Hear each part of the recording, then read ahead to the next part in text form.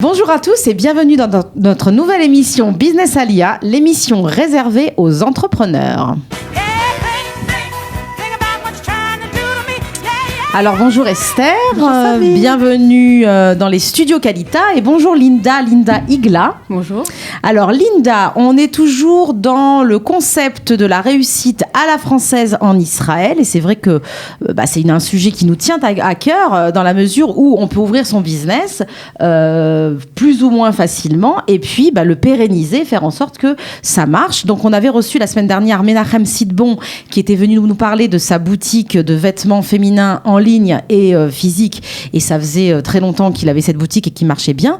Et aujourd'hui donc nous recevons Linda qui est architecte d'intérieur en Israël. Oui. Alors je vais vous laisser parler un petit peu de vous. Est-ce que vous avez étudié ici? Est-ce que vous avez étudié en France? Racontez-nous un petit peu et rapidement le parcours que vous avez eu. D'accord.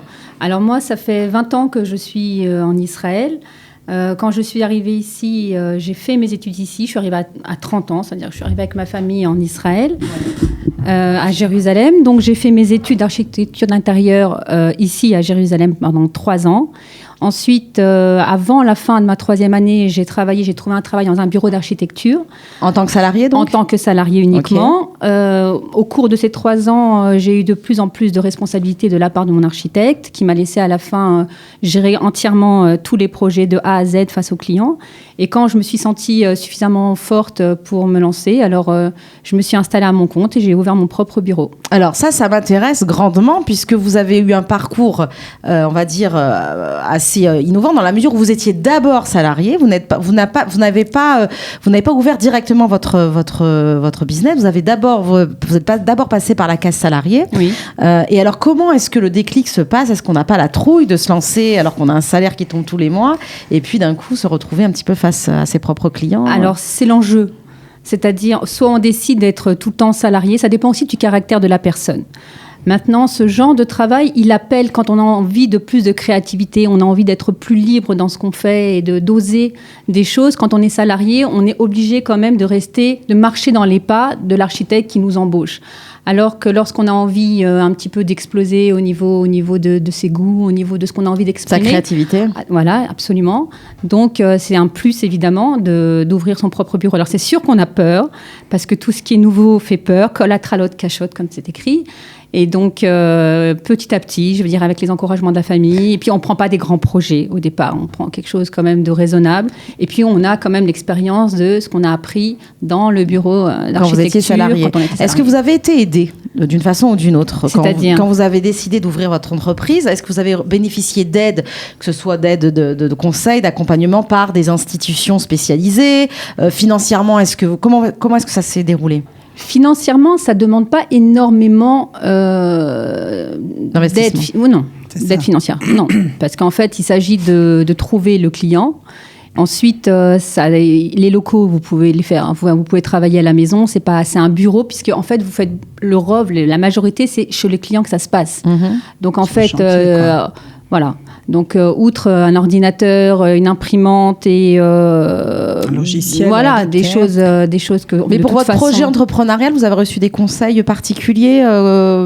Comment déjà aller chercher les clients, la fixation de vos prix, enfin une stratégie commerciale? Très bien. Alors pour cela, je me suis servie justement de ce que j'ai appris pendant 3 ans dans le cabinet d'architecture. Donc forte de ça, je m'en suis servie. Ça veut dire que pour faire ma grille de prix, de tarifs, effectivement, j'ai dû me baser, sachant que moi je commençais, donc je pouvais pas partir avec les mêmes tarifs, mais en tout cas ça me donnait une base. Ok.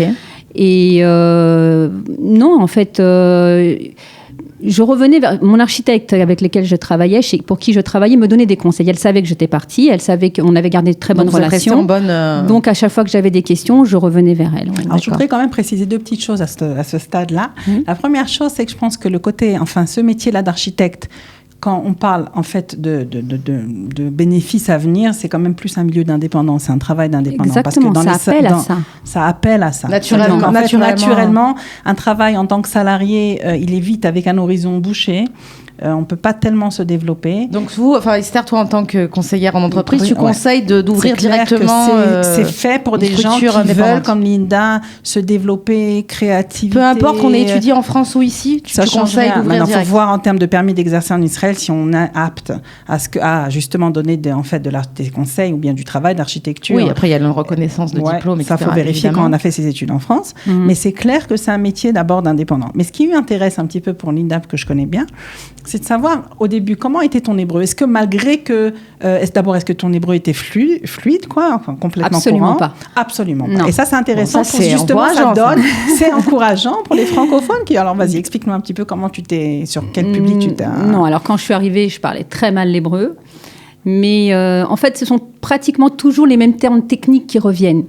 Donc on se fait un petit glossaire des termes à absolument. utiliser. Et puis bon, c'est pas non plus qu'on a. En fait, ça dépend. Mes clients étaient français, donc pour tout ce qui était, j'ai commencé avec des clients français. Donc en fait, pour tout ce qui était relation client, et là, ça doit être fluide. Donc j'avais pas de problème puisque c'était en français. Et tout ce qui était technique, ça veut dire pour parler avec les entrepreneurs ou pour parler avec les fournisseurs ou pour parler avec les ingénieurs. Alors effectivement, il y a un glossaire technique qu'on apprend au départ et puis plus ça va, au prochain, plus ça s'améliore, plus ça s'affine.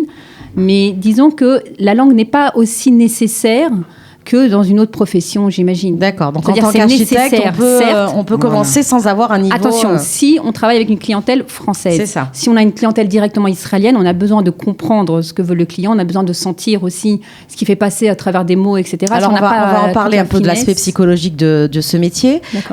Aujourd'hui, d'abord, ça fait combien de temps que vous avez ouvert combien d'années vous êtes en indépendante ? 16 ans. 16 ans.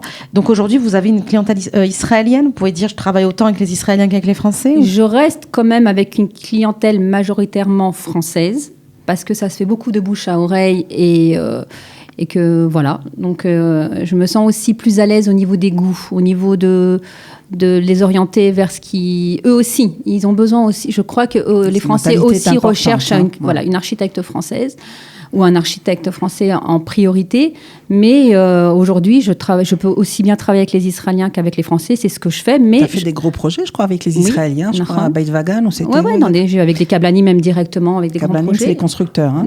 Et vous êtes, on ne l'a pas dit, mais vous êtes spécialisé auprès des particuliers dans la villa et maison. Hein, c'est ça, tout ce qui est... des grandes maisons, plutôt. Voilà, je fais des appartements, je refais des villas, je peux faire aussi des bureaux, je fais aussi des magasins, mais ma spécialité, effectivement, c'est surtout les espaces privés. Privés, voilà. D'accord, les particuliers. Exactement. Alors, j'ai été un petit peu étonnée, puisque je vous ai posé, on prépare quand même l'émission, hein, ne croyez pas qu'on débarque en touriste, on prépare l'émission. Et voilà, j'ai été étonnée de votre réponse, parce que je pensais, en tant que Française installée depuis longtemps en Israël, que justement, que la clientèle française était beaucoup plus réactive et beaucoup plus, en tous les cas, avait plus l'habitude de faire appel à un architecte d'intérieur que l'israélien, que c'était donc plus facile de travailler avec les Français. Et vous me disiez justement que non, que c'est plus compliqué pour un Français d'accepter l'intervention d'un architecte d'intérieur. Est-ce que vous pouvez nous en dire un petit peu plus là-dessus ?